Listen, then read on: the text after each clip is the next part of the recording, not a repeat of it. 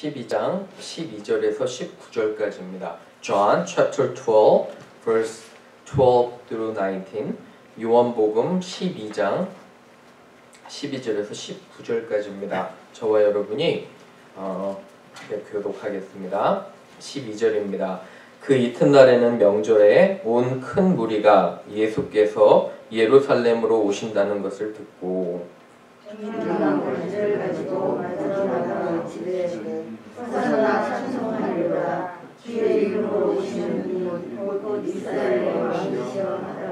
예수는 한 어린 나귀를 보고 타시니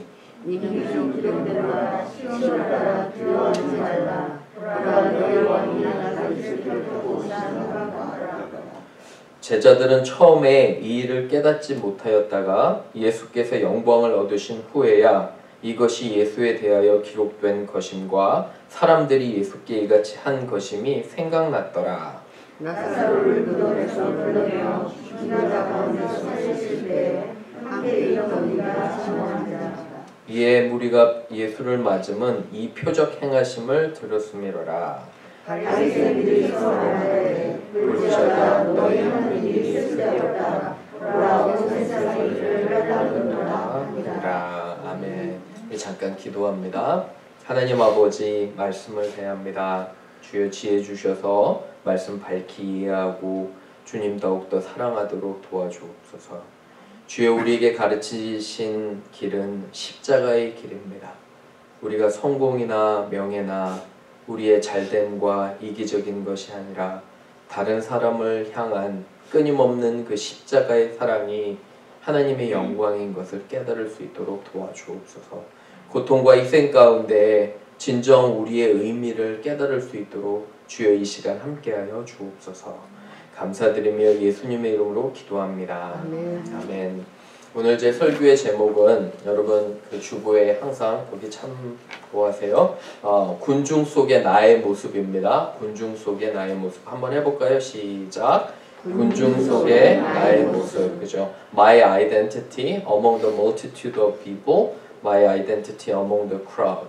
이렇게 군중 속의 나의 모습을 한번 오늘 종려주의를 통해서 묵상해 보기를 또 부탁을 드립니다. 20대 후반에 저는 대학원을 마치고 분당에 위치한 한 고등학교에서 영어 교사를 시작했습니다. 한 번은 고등학교 2학년 담임을 맡았는데 제가 있던 학교는 고등학교 2학년이 11개의 반으로 구성되어 있습니다. 한 반에 약 한 40명 정도 넘는 그런 학생들이 있었습니다. 그리고 한 학급에 학생들의 평균 성적으로 한 반의 담임교사의 능력이 평가가 됩니다. 정기적으로 시험을 볼 때마다 11개 반의 반등수가 매겨지고요. 처음 담임을 맡은 저는 당연히 열심히 했습니다. 제가 맡은 반에 한 아이가 있었습니다. 이 학생은 일단 공부는 너무 못합니다. 관심도 없습니다. 그리고 학교를 너무 많이 자주 빠지는 것을 보게 됩니다. 그래서 저에게도 참 골칫거리로 다가왔습니다. 나름대로 제가 열심히 하는 마음이 있어서 제가 맡은 반 열심히 학생들 가르치고 잘 했습니다. 그런데 마음속으로 이러한 생각이 듭니다. 이 문제 학생 하나만 없으면 전체 11개 학급 중에 제가 맡은 반이 1등을 할 수 있겠다. 이런 생각이 저의 마음속에 있었습니다. 이 학생만 없었다면 이런 생각이 듭니다. 그런데 한 번은 이 학생이 학교에 나오지를 않는 겁니다. 열흘 정도가 지났는데도 나오지도 않고요. 약 2주가 지났는데도 계속 나오지 않았습니다. 집에 연락을 해도 되지가 않고 그래서 결국 학생 기록부를 뒤져서 아버지를 찾아갔습니다. 아버지가 버스 운전을 하고 있었는데 아직도 그때 갔었을 때 기름 냄새가 저는 잘 기억은 못하지만 기름 냄새를 기억합니다. 그런 기름 냄새가 물씬 나는 한 버스 정류장에 기사들이 모여있는 곳으로 찾아갔습니다. 그리고 그곳에서 조금 기다리다가 마침내 이 아버지를 만나게 됩니다.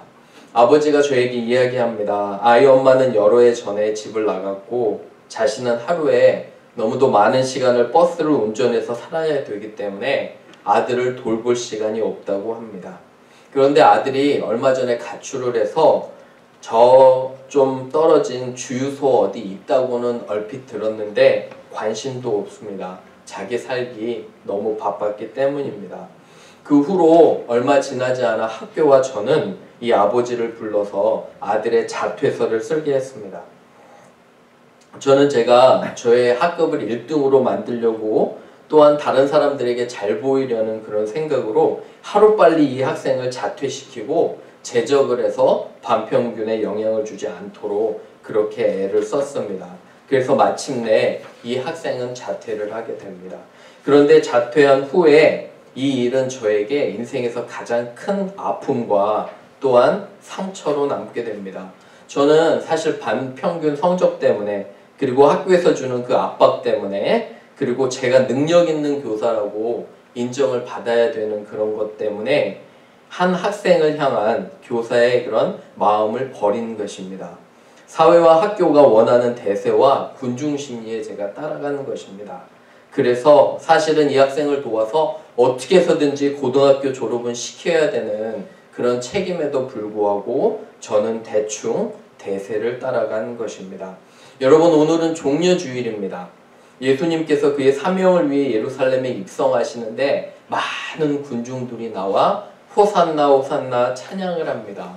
호산나는 주여 우리를 구원하소서. 그런데 이 많이 찬양하는 사람들이 조금 후에는 폭도로 변합니다. 그러면서 저는 한번 이런 생각을 해보기를 원합니다. 저와 여러분이 만약에 예루살렘에 입성하시는데 우리가 그 자리에 있었다면 과연 우리는 어떠한 마음으로 주님께 찬양하고 예배를 드려야 되는지, 그래서 오늘 말씀을 통해 깊은 깨달음이 있기를 주님의 이름으로 축원합니다. 첫 번째, 세 가지로 말씀드립니다. 첫 번째, 군중의 환호성 속에 내가 누구신지를 잊을 수가 있습니다. 한번 적어보세요. 환호성. If we follow the pattern of this world, we may lose our Christian identity. 우리는 그런 우리가 누구인지를 잊을 수 있다는 거예요. 한번 읽어볼게요. 시작. 군중의 환호성 속에 내가 누구인지를 잊을 수가 있습니다. 그죠? 내가 누구인지를요. 죄송합니다. 누구인지를 내가 잊을 수 있다는 것입니다. 여러분, 한번 말씀 보세요. 12절에 그 이튿날에는 명절에 온 큰 무리가 보세요. 예수께서 예루살렘으로 오신다는 것을 들읍니다. 명절은 6월절이에요. 6월절에 사람들이 많이 나와요. 종려나무 가지를 흔들고, 종려나무는 뭐냐면 야자수 나무예요. 그죠? 여러분들이 플로리다에 가보면 야자수가 많이 있잖아요. 그냥 아주 흔한 야자수 나무인데 이 야자수 나무는 사람들이 왜 들고 오냐면 왕이나 장군이 전쟁에서 이기고, 그죠? 다시 귀환할 때 그 사람들을 막 찬양하기 위해서 사용됐던 그런 가지예요. 그래서 사람들이 막 나옵니다. 그죠? 그리고 호산나 호산나 찬송합니다. 이스라엘 왕이요. 너무도 많은 사람들이 나와요. 근데 이 명절에 나왔다는 건 뭐냐면 이 명절은 패스오버예요. 그건 뭐냐면 6월절. 기억나세요? 이스라엘 백성이 어디 있었어요? 애굽에. 기억나시죠? 애굽에 있었는데 애굽 사람들이 못 나가게 해요. 그래서 하나님께서 애굽에 10가지 재앙을 허락하시는데 마지막 재앙이 뭐예요? 죽음의 천사가 돌아다니면서 모든 애굽에 있는 첫째 난 것, 그것을 다 죽이게 돼요. 기억하시죠? 그런데 하나님께서 이스라엘 백성에게 명하세요. 너희는 어린 양을 잡아서 그 피를 문설주에 발라라. 그죠? 기억나시죠? 그럼 문설주에 바르면 죽음의 영이 지나갈 때 그 집을 뭐예요? 넘어간다는 거예요. pass over. 기억하시죠? 그죠? 그게 6월절이에요. 한문으로도 넘어간다는 뜻이에요. pass over. 그것을 기념하기 위해서 명절 때 나와요. 얼마나 놀라운 것은 뭐냐면 이 예수 그리스도가 우리를 위해서 어린 양으로 오시잖아요. 그죠? 희생하시기 위해서 오는데 사람들은 막 아주 환호성을 짓는 거예요. 주님 너무도 감격스럽습니다. 근데 이 사람들의 마음에 뭐가 있었냐면 이 사람들은 사실은 예수 그리스도를 잘 이해를 못했어요. 예수 그리스도가 누구냐면 왕으로 오시는 거예요. 정치적인 왕으로 와서 로마의 압제에서 이스라엘을 구원한, 자기들이 잘 먹고 잘 사니까 그거를 찬양을 하는 거예요. 근데 보세요, 말씀에 요한복음 불과 일주일도 지나지 않아서 이 사람들이 어떻게 변하나 한번 보세요. 우리 한번 읽어볼게요. 시작. 그들이 소리 지르되 없이 하소서 없이 하소서 그를 십자가에 못 박게 하소서. 빌라도가 이르되 내가 너희 왕을 십자가에 못 박으랴. 대제사장들이 대답하되 가이사 외에는 우리에게 왕이 없나이다 하니. 보세요. Take him away, take him away. 그죠? Crucify him. 같은 사람들이에요, 여러분. 도대체 뭐가 잘못됐길래 며칠 후에 이 사람들은 그 똑같은 예수님을 막 찬양하다가 그를 못 박으라고 해요. 이해가 되지 않잖아요. 그죠? 근데 왜 이 사람들이 이랬냐면은 그들이 원하는 메시아가 아니었어요. 그들이 원하는 메시아는 누구냐면 정치적인 왕으로 자기들을 회복시켜줄 사람, 자기들에게 뭔가 줄 사람, 돈과 명예를 줄 사람으로 예수 그리스도를 오해하고 있었기 때문에 이렇게 실망할 때는 폭도들로 변하게 됩니다. 사랑하는 여러분, 여기서 우리가 배워야 될 게 뭐냐면 여러분, 우리의 생각으로 하나님을 맞추려고 하면 안 돼요. 우리의 그런 이기심과 우리의 이기적인 기도로 하나님을 맞추려고 하면 안 돼요. 기도는 뭐냐면 우리가 기도를 통해 하나님의 뜻을 깨달아 알고 내가 하나님의 뜻을 뭐 해야 되는 거예요? 따라가야 되는 거잖아요. 그죠? 하나님은 십자가로 오신 거예요. 예수 그리스도는 철저한 희생과 사랑으로 오신 거예요. 우리가 남을 섬기고 사랑하는 것이 그죠? 우리가 믿는 예수님께서 가르쳐 주신 가장 중요한 거예요. 그런데 현대교회 한번 생각해 보세요. 많은 경우에 우리는 교회를 왜 와요? 교회를 왜 오냐면 뭔가 내가 얻을 게 있지 않을까? 어떠세요? 사람들을 만나면 왜 만나요? 우리가 저 사람에게 뭔가 얻을 게 있을까? 완전히 십자가와는 반대되는 얘기예요. 사랑하는 여러분, 십자가의 길은 우리의 것을 나눔으로 그 희생으로 그죠? 예수님의 사랑을 나누는 건데 사람들은 이런 거예요. 착각하시지 말기 바랍니다. 교회가 작아도요, 저는 여러분 한 분 한 분이 예수 그리스도의 십자가를 정확히 이해하기를 주님으로, 예 이름으로 부탁을 드립니다. 아멘? 그죠? 정확한 그런 희생과 사랑의 그런 예수님을 잘 이해하셔야 됩니다. 두 번째 갑니다. 두 번째, 예수님은 겸손과 그죠? 예수님께서는 희생을 위해서 오신 겸손하신 구원자이십니다. Jesus came to us as the Savior with humble and loving hearts. 한번 읽어볼게요. 시작. 예수님께서는 희생을 위해 오신 겸손하신 구원자이십니다. 사람들이 막 환호성을 질러요. 보세요. 근데 14절에 완전히 대조되는 그림이 나와요. 잘 보세요. 14절에 예수는 한 뭐를요? 어린 뭐를 타고 온다고 하죠? 거기 나귀를 타고 온다는 거예요. 여러분, 왕과 장군이 올 때는 뭘 타고 오냐면 정말 엄청나게 큰 말을 타고 오는 거예요. 말 중에서도 아주 최고의 말이 뭐냐면 일단 등치가 좋아요. 여러분 말 한번 가보셨어요?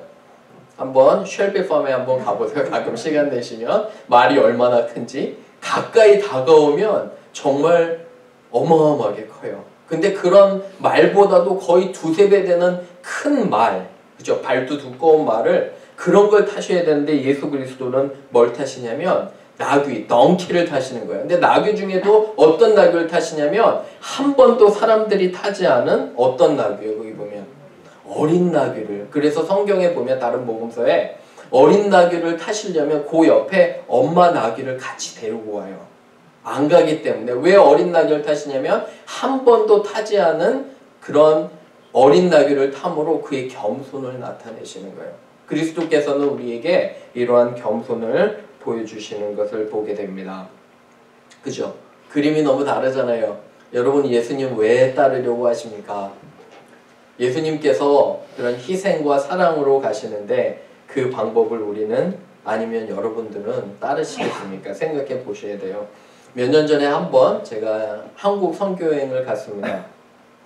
한국 선교여행을 갔는데 이제 그 중에 목사님들이 모이는 그런 시간이 있었어요. 한 15분이 모였습니다. 대전에. 그래서 이제 저도 목사니까 초대받아서 갔습니다. 갔는데 모두 다 양복과 넥타이를 입고 오신 거예요. 근데 저는 반바지와 티셔츠로 갔습니다. 얼마나 황당하든지요. 그죠? 그래서 어쨌든 뭐 어떻게 갔는데, 그래서 이제 가서 앉아 있었어요. 근데 한 여자분이 이제 사모님하고 같이 이렇게 막 솔브를 합니다. 목사님들이 모여 있으니까 잘 솔브를 하잖아요. 음식도 솔브하고, 그때는 또 아주 귀한 그 한우 스테이크를 구워주셨어요. 쭉 솔브를 하는데 제가 딱 보니까, 눈치를 보니까 두 분이 너무 바쁘잖아요. 그래서 이제 일어나가지고 저도 막 도왔습니다. 샐러드도 나르고 그리고 스테이크도 나르고. 아마 목사님들은 제가 거기 솔브하는 청년 중에 한 명이었을지도 몰라요. 그죠? 근데 알고 보니까 그 15명 중에 반이 저보다 어립니다. 저보다 나이가 다 많은 줄 알았어요.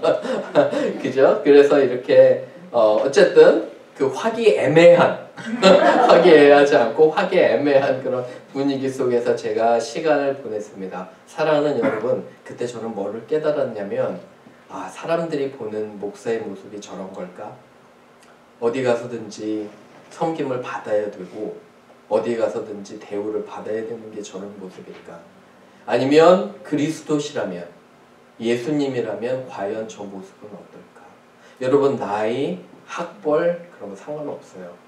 우리가 예수 그리스도를 따른다는 그 자체는 뭐냐면, 내가 나를 정말 한심한 죄인으로 인정하는 거예요. 내가 겸손할 수밖에 없어요. 왜 그런지 아세요, 여러분? 다른 사람들을 탓하기 전에 나도 내 안에 뭐가 있기 때문에, 죄성이 있어서 언제든지 죄를 지을 수 있다는 걸 깨닫는 게 그리스도의 제자예요. 맞죠? 그죠? 겸손할 수밖에 없어요. 여러분, 착각하지 마세요. 어떤 사람이 굉장히 예수님, 하나님을 잘 믿는다고 하는데 교만하잖아요? 말도 안 되는 거예요. 그 사람은 예수님을 잘못 믿는 거예요. 왜 그러냐면, 예수님을 따르는 사람은 겸손할 수밖에 없어요. 남을 위할 수밖에 없어요. 내 자신의 잘못을 알아요. 그렇기 때문에 겸손하게 나아가시는 겁니다. 종려주일에 가장 중요한 건 겸손으로 오신 예수 그리스도세요. 그 보잘것없는, 아무도 관심 없는 어린 나귀 새끼를 타고 이렇게 오시는 것들을 보게 됩니다. 바라기는, 우리 교회 성도들은 다 겸손하기를 바라요. 예? 꼭 그거 기억하시기 바랍니다. 우리 한번 스가랴서 선지자 말씀 한번 읽어볼게요. 시작. 시온에 따라 크게 기뻐할지어다. 예루살렘에 따라 즐거이 부를지어다. 보라, 내 왕이 내게 임하시리니 그는 공의로우시며 구원을 베푸시며 겸손하여서 나귀를 타시나니 나귀의 작은 것 곧 나귀 새끼니라. 그죠? Rejoice greatly, O daughter of Zion. Shout, daughter of Jerusalem. See, your king comes to you, righteous and having salvation, gentle and riding a donkey on a colt, the foal of a donkey. 그 나귀 새끼를 탄 겸손하신 왕이세요. 꼭 기억하시길 부탁을 드립니다. 마지막으로 갑니다. 마지막 세 번째 포인트는, 예수님을 따르는 사람들은 예수님의 희생과 사랑을 깨달아야 합니다. The followers of Jesus need to understand His love and sacrifice. 그죠? 한번 3번 해볼게요. 시작. 예수님을 따르는 사람들은 예수님의 희생과 사랑을 깨달아야 합니다. 16절 보세요. 16절 보면 이상한 게 있어요. 제자들은 처음에 이 일을 뭐 하지 못하다가요? 깨닫지 못하다는 거예요. 3년 동안 먹고 자고 예수님과 다 했는데 아직도 못 깨달은 거예요. 근데 거기 보시면 예수께서 영광을 얻으신 후에야 깨달았다. 영광은 뭐냐면 십자가의 영광이에요. 그런데 또 하나 우리가 이해가 안 가요. 여러분, 십자가가 영광이에요? 저주예요? 한번 생각해 보세요. 그 당시에는 십자가는 가장 큰 저주의 상징이에요. 가장 아주 악랄한 죄를 지은 사람이 받는 형벌이라. 그죠? 근데 완전히 대조되잖아요. 그러면 우리가 이걸 어떻게 이해합니까? 십자가와 영광은. 그런데 한번 잘 묵상해 보시면 이해가 가요. 그죠? 다른 사람을 위한 사랑. 그죠? 나 자신의 희생이 결국은 하나님께서 가장 영광을 받으신대요. 여러분, 그런 거 혹시 느끼셨어요? 다른 사람들을 섬길 때 쉽지 않아요. 다른 사람을 사랑하는 거 쉽지 않아요. 어쩌면 그 사람이 나에게 잘해주고 좋으면 어때요? 잘할 수 있잖아요. 그렇지 않나요? 그죠? 어떤 사람이 나에게 이익이 돼요. 유익이 되면 잘하는데 어떤 사람이 나에게 참 별로 그렇게 유익하지 않아요. 그럼에도 불구하고 내가 사랑하는 건 얼마나 힘든지 몰라요. 얼마 전에도 자녀 때문에 참 어려워하는 분들을 만나서 이야기를 했는데 참 자녀가 많은 상처가 돼요. 그죠? 근데 자녀를 그냥 모른 척해요? 그러지 않잖아요. 그죠? 부모로서 자녀를 너무너무도 사랑하기 때문에 자녀를 품는 거잖아요. 그죠? 그런 품고 인내하는 게 하나님께서는 영광이래요. 예수님 따르시겠어요? 여러분 다시 한번 묻습니다. 여러분 예수님 따르시겠어요? 너무 어렵죠. 저는 솔직히 참 어려워요. 사람들을 사랑한다는 것 자체가, 그리고 여러분 그 사람의 약점과 모든 것까지 사랑하는 것은 정말 어렵습니다. 근데 그리스도는 그 제자들의 약점까지도 사랑하셨어요. 심지어는 가룟 유다 아시죠? 가룟 유다는 뭐예요? 처음부터 작정하고 예수를 팔려고 한 제자도 예수님께서 그거 아셨잖아요. 하나님의 아들인데. 그럼에도 불구하고 제자도 받아주신 건 무슨 뜻이냐면 나를 상처 입힐 거를 알매도 불구하고 제자로 받아주신 거예요. 나에게 해를 가할 것을 미리 알면서도 그를 친구로 받아주시는 거예요. 저는 그게 가끔씩은 참 어려운 숙제예요. 제가 목사라고 하지만 그죠? 저를 좋아하는 사람은 저도 좋아하는 경향이 있습니다. 저 싫어하는 사람 별로 안 좋아해요. 그죠? 하지만 그럼에도 불구하고 주님께서 가르쳐 주신 길은 다릅니다. 이 제자들이 이게 이제 깨달아지는 거예요. 마치 자녀가 부모의 사랑을 언제 깨달아요? 부모님 돌아가실 때.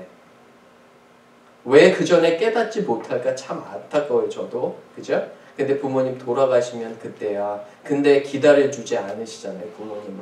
마찬가지예요. 이 제자들도 그리스도께서 돌아가셨을 때 그때 깨달아지는 거예요. 저는 여러분들이 빨리 깨달으시기를 원해요. 그죠? 그리고 그리스도의 삶을 살아가시기를 주님의 이름으로 부탁을 드립니다.